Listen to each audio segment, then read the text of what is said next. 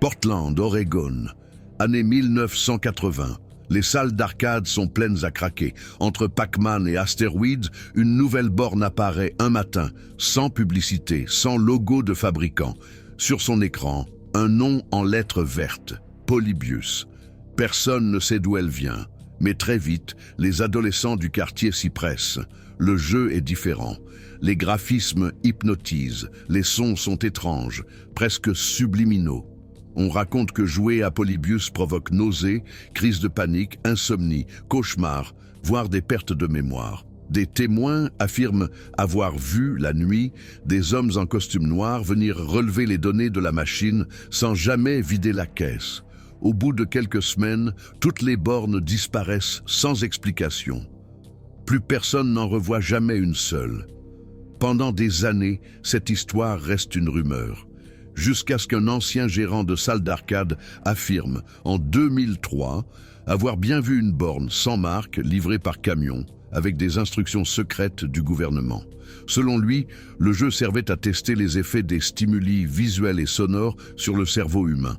Un projet lié à la CIA et à la guerre psychologique. Les chercheurs de l'époque évoquent aussi le programme réel MK-Ultra, une série d'expériences menées sur la manipulation mentale et les réactions sensorielles. Et quand on compare certaines séquences de Polybius à des schémas neurologiques, la ressemblance est troublante. Formes géométriques, flashs rapides, boucles visuelles capables de provoquer une dissociation temporaire. Aucune borne authentifiée n'a jamais été retrouvée.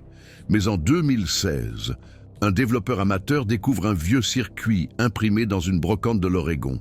Les données étaient corrompues, mais un fichier portait ce nom, Polybius EXE. Le jeu ne s'est jamais lancé. Aujourd'hui encore, certains prétendent en avoir vu une copie réapparaître sur le dark web. Les témoignages parlent toujours des mêmes effets, vertiges, migraines, cauchemars récurrents, et surtout, cette sensation de ne plus savoir depuis combien de temps on joue. Alors, mythe ou test gouvernemental, nul ne le sait.